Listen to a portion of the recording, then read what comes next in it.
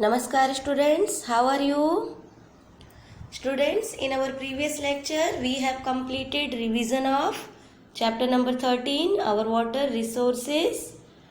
Today we are going to start the revision of chapter number 15, minerals and energy resources. Okay, so what did you learn in this chapter? You learned about the minerals and energy resources. So what is called mineral?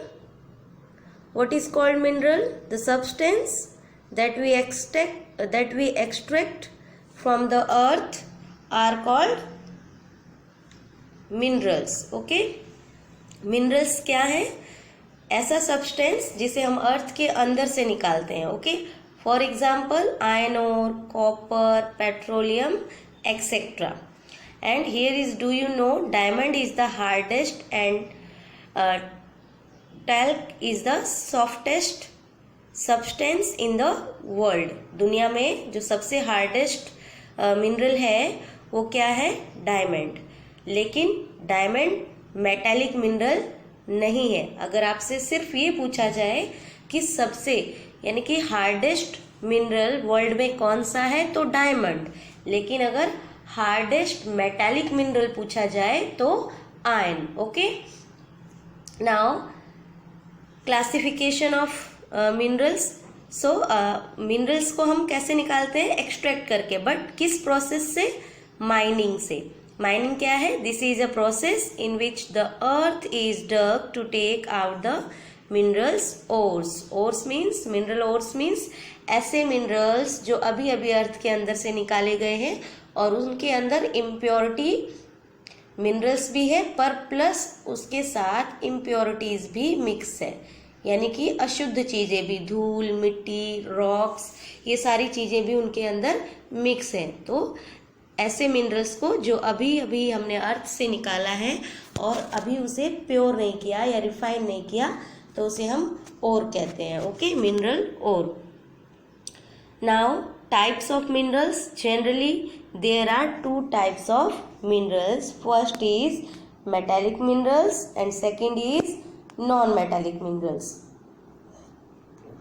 So what is metallic minerals? Those minerals which have metallic properties are called metallic minerals. Metallic properties means ऐसे minerals जिन्हें अगर हम hammer से इन पर चोट करते हैं तो ये टूट कर ऐसे बिखरते नहीं है. ये अपना शेप चेंज कर लेंगे. अगर वो स्क्वायर है तो पिचकते पिचकते वो सर्कल हो जाएंगे, रेक्टेंगुलर शेप में बन जाएंगे, लेकिन वो टूट कर बिखरते नहीं है. ओके, फर्स्ट प्रॉपर्टी तो ये है कि अगर हम उन्हें हैवी चीज़ से उन पर चोट करें तो वो टूट के बिखरते नहीं है, वो अपना शेप बदल लेते हैं. और सेकेंड कि जब हम इन्हें मेल्ट करते हैं, कोई भी मिनरल जिन्हें हम मेल्ट करते हैं, मेल्ट करने के बाद वो अपने ही रूप में रहता है. मेल्ट भले आप ये स्क्वायर है इसे मेल्ट कर दिया, पिघल के ये अपना शेप चेंज कर लेगा, लेकिन ये अपने ही रूप में रहेगा, मिनरल ही रहेगा. तो इसे हम मेटालिक मिनरल्स कहेंगे. ऐसे मिनरल्स को हम मेटालिक मिनरल्स कहेंगे. लेकिन कोई मिनरल्स जिसे मेल्ट करने पर या आग में रखने पर वो पूरी तरीके से ख़त्म हो जाए, अपना रूप बदल ले, जैसे कोल. कोल को अगर हम जलाते हैं तो वो दोबारा कोल नहीं बनता, वो ऐश बन जाता है, ख़त्म हो जाता है. तो ऐसे मिनरल्स को हम नॉन मेटालिक मिनरल्स कहते हैं. और साथ ही साथ अगर कोल को, लाइमस्टोन को अगर हम हैवी चीज़ से पीटते हैं या उन पर चोट करते हैं तो वो टूट कर बिखर जाते हैं. ओके, तो मेटालिक और नॉन मेटालिक मिनरल्स का डिफरेंस आपको पता चल गया. आपने पहले भी पढ़ा था ये. Okay, but further metallic minerals are also divided into two part और two types. First is ferrous metallic minerals and second is non ferrous metallic minerals. So ferrous metallic minerals क्या है? ऐसे मिनरल जिनमें रस्टिंग लग जाती है, means जिनके अंदर आयरन प्रॉपर्टीज कंटेन होती है. Ferrous minerals have an iron content.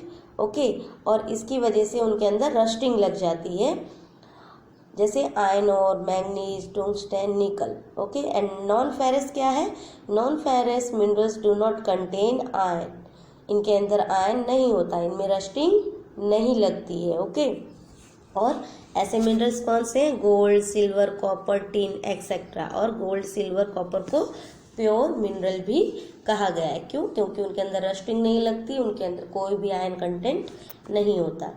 Now the non metallic minerals, these minerals do not have metallic properties and do not contain any metal in them, like limestone, dolomite, mica, gypsum, etc.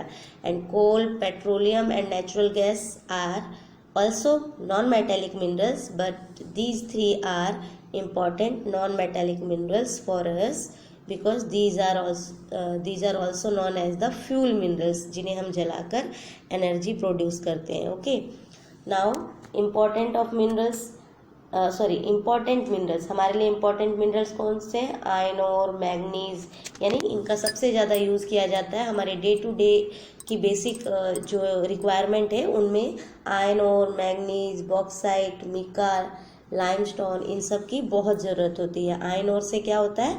हमारी machineries बनती हैं, और manganese जो है steel बनाने में use होता है, जिससे हमारे यूटेंसिल्स बने हुए होते हैं। And copper is a good conductor of electricity and used in the making of electric wires. Okay, and Khetri mines are the famous copper mines of India. And bauxite, from bauxite we obtained aluminium. Okay, and Odisha is the largest producer of bauxite, and the uses of bauxites are means bauxite में से हमें क्या मिला? Aluminium. Aluminium के use क्या है? Aluminium use for making utensils and making aeroplane and also wire. Aluminium के भी वायर्स बनते हैं, जो इलेक्ट्रिकल वायर होते हैं उनके अंदर एल्यूमिनियम भी यूज़ किया जाता है। Now mica is used in our electrical ion.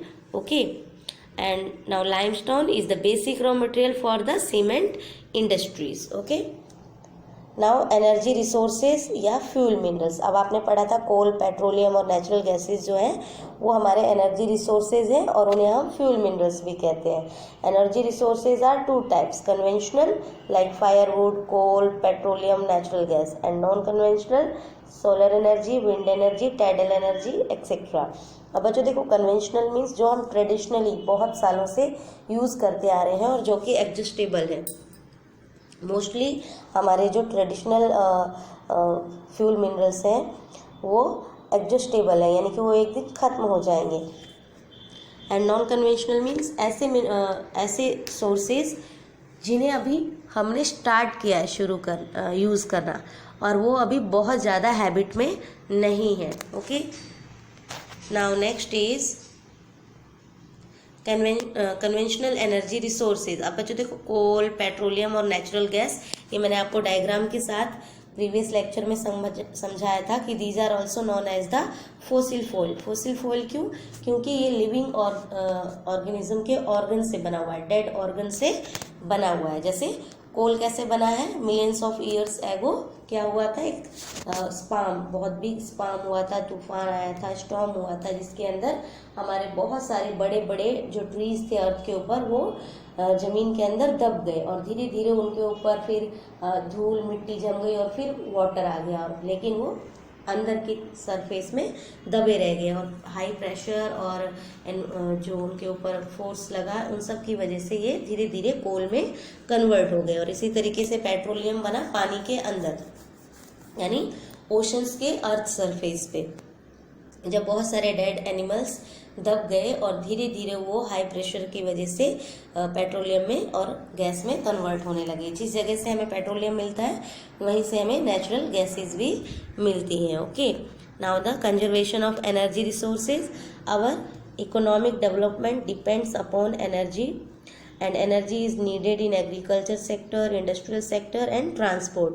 We have limited resources, so we must help to nation by becoming good and judicious citizens and make an effort to conserve our resources. अब आपने देखा कि जो हमारे minerals हैं और साथ ही साथ जो हमारे एनर्जी मिनरल्स हैं या फॉसिल मिनरल्स हैं वो कैसे मिनरल्स हैं, बहुत ही इम्पोर्टेंट है। और हमें उनके कंजर्वेशन की ज़रूरत है। अगर हम अपनी कंट्री के एक अच्छे नागरिक हैं और हमें अपनी कंट्री को बहुत आगे ले जाना है और इसका इकोनॉमिक डेवलपमेंट करना है, तो हमें बहुत ही वाइजली हमारे एनर्जी रिसोर्सेज का यूज़ करना है। क्यों? क्योंकि इस पर ही हमारी इकोनॉमिक डेवलपमेंट डिपेंड्स है, और साथ ही साथ हमारा एग्रीकल्चर सेक्टर, इंडस्ट्रियल सेक्टर और ट्रांसपोर्ट भी। Okay student, so now the revision of chapter 15 is completed. Okay, in homework you have to do the question number 29, 30 or 31 in your revision part F&B. Okay, F&B में आपको क्या करना है, revision sheet में से question number 29, 30 और 31 करना है। इसकी इमेज मैं आपको होमवर्क में सेंड करूँगी, और फिर आपको रिवीजन पार्ट में कंटिन्यू चैप्टर 13 का 28 नंबर पे क्वेश्चन कंप्लीट हुआ था, वहाँ से आपको चैप्टर 15 का क्वेश्चन 29, 30 और 31 कंप्लीट करना है आज के होमवर्क में। Okay students, so now take care, good bye.